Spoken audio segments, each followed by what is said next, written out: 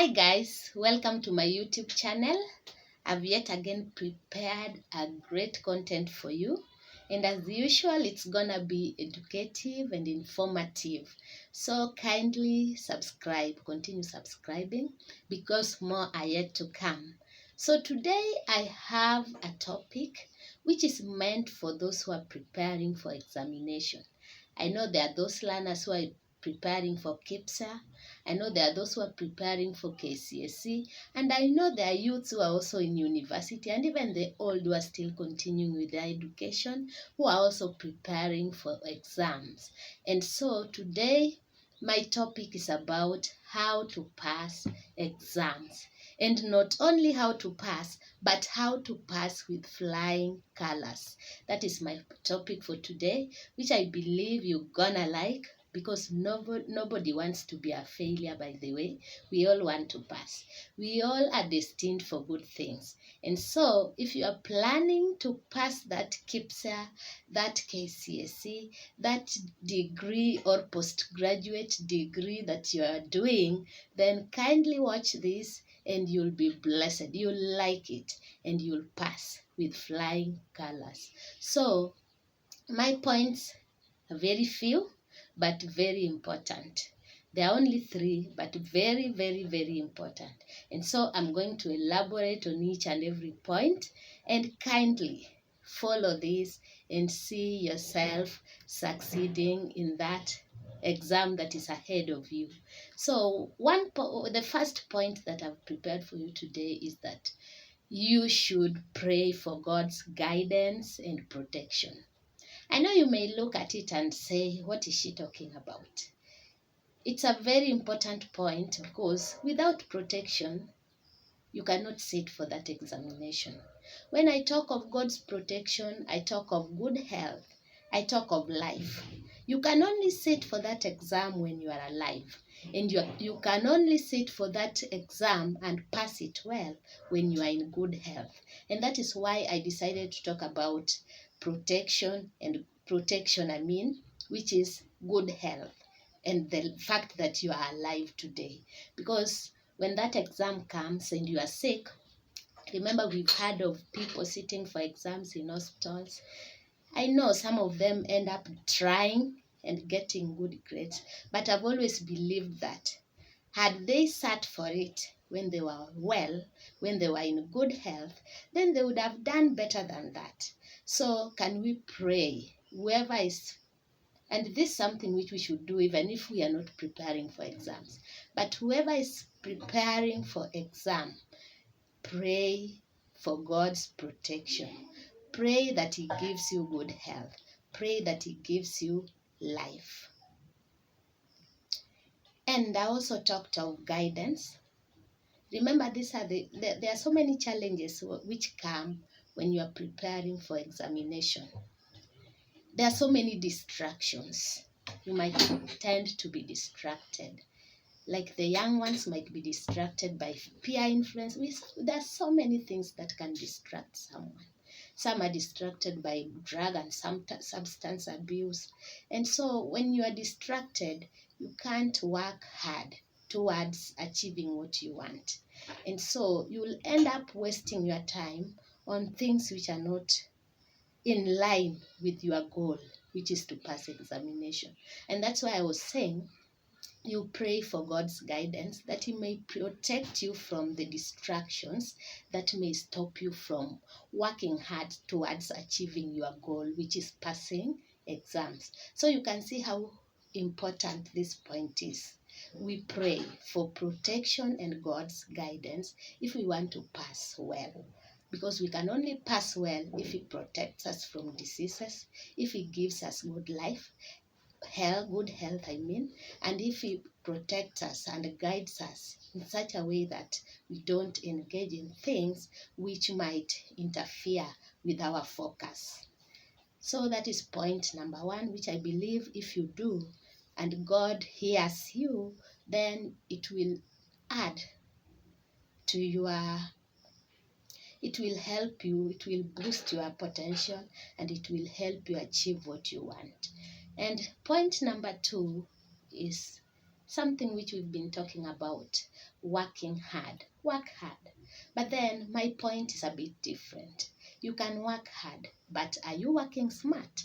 So my point is that you should work hard and work smart. And in this case, I want to give you a story, an example with a friend of mine when we were in school. There's this friend of mine who was really hardworking. He would work hard. Like we had night preps because it was a boarding school. So we would go to class until 9. And after 9, everybody would chase away because teachers did not want to see us in class beyond 9. So at 9, we would be chased to the dormitory, and then we would only be given 30 minutes and the lights would be switched off. And so the whole compound will be in darkness. And this friend of mine used to carry candles.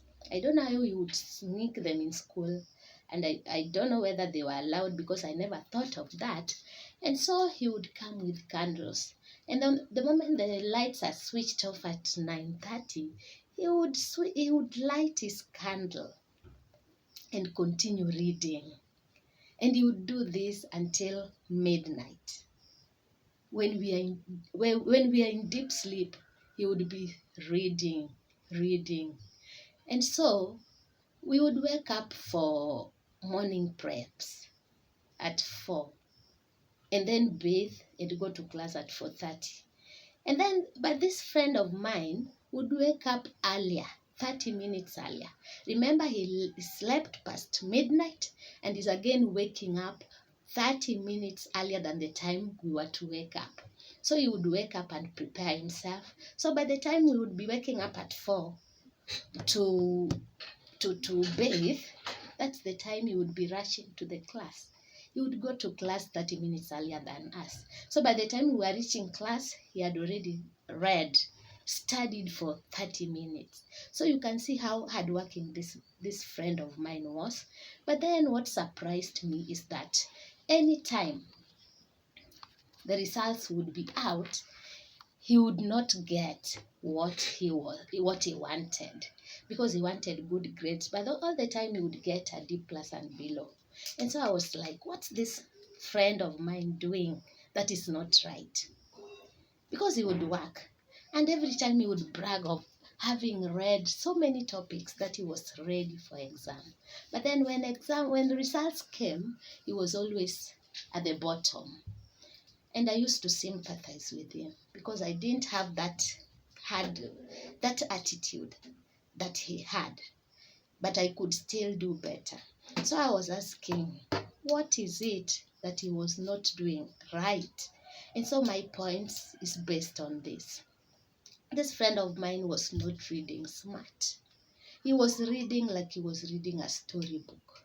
You know, there's reading for leisure and there's reading for exam. We should differentiate these two things: reading for leisure and reading for exam. So he was kind of reading for leisure, because if he was reading smart, then he would be passing with flying colors. But he never used to do that. So he would open and rush through topics, and then he would feel like, oh yeah, I've read and I've done so many topics. But not only didn't he realize that what he was doing was just wasting his time, because he was not mastering anything. He was reading like he was reading a storybook. And so that is why I'm talking about working hard, but then we should work smart. So how do we work smart? This is where I want to dwell on, because it's very important for those who are sitting for exam, also the small ones who still don't know how to read. So I feel for you to read, you should, like, let's say you've decided on a given topic. Read. But as you read, try and master what you are reading. If it's talking about factors affecting a given thing, can you just try and master those factors? And how will you know that you've mastered the factors? After you've read, just look for the topical questions. Like, you've taken a given topic, you've read, and you are comfortable with it. Then take the topical questions that come after that topic. Try and answer those questions. If you are able to get them right, then know that you have mastered the content and you are ready to answer any question on that topic that you have read. In that way, you have done it smart because you have read, you've mastered, and you are able to answer the topical questions related to the topic that you have read. But then that is not the end. Look for papers. Nowadays, we have past papers. There are so many past papers outside. Look for past papers and look for questions related again to the topic that you have read. And try and answer those questions. If you realize you can answer them well, then you are through with the topic. You can move to the next one. But if you realize you cannot master, cannot answer, you've not mastered, then the best thing to do is just to go back. Just go back and read. And if it's mathematics, go back and go back to the concepts.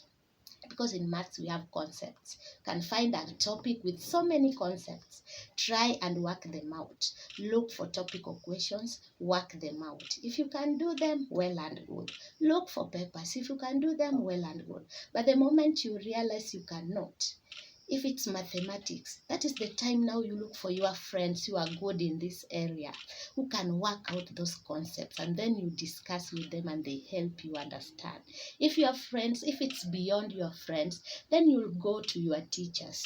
Teachers are available, and that is what they are meant for.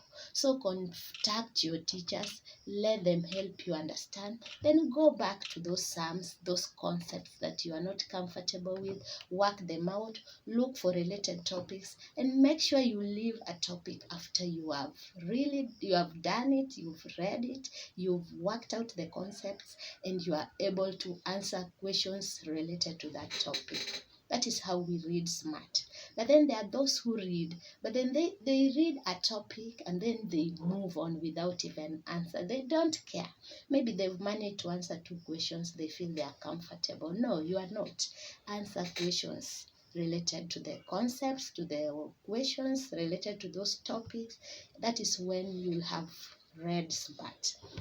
And then you can move to other topics. But then remember to always come back, because we need to remind ourselves every time. And that's why we say mathematics is something which is read every day. It's done every day. It's done every day. You need to practice every day, because you need to deal with a topic, you go to another, but then you have to come back again.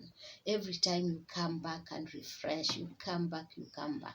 And that way you'll have read smart and you'll pass with flying colors through God's guidance and protection.